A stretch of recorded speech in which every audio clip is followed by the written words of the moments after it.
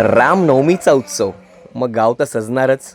रात्री 12 वाजताचं हे जागरण, पहाटे 3 वाजेपर्यंत क्रिकेटचा डाव रंगला आणि मग शेवटी प्रभू श्रीरामांच्या मंदिरातच आजची रात्र विश्रांती करण्याचा विचार झाला.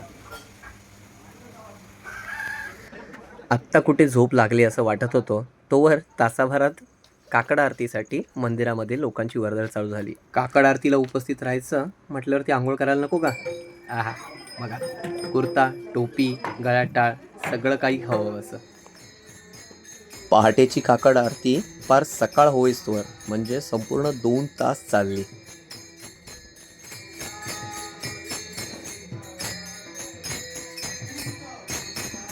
रात्री जिथे आम्ही क्रिकेट खेळत होतो त्या चौकात आता मस्त मस्त दुकानं लागली होती.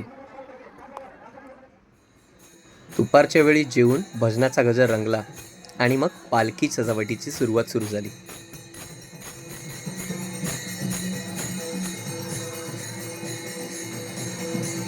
सियावर रामचंद्र की जय.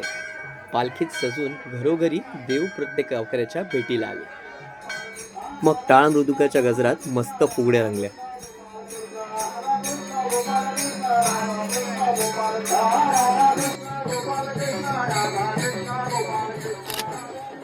दुसरीकडे तरुणाईने लेझिमाचा डाव धरला.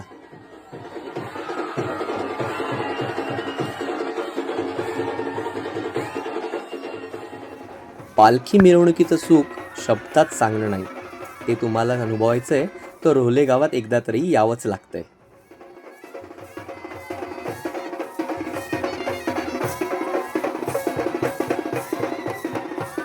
धन्यवाद. भेटू पुढच्या व्हिडिओत लवकरच.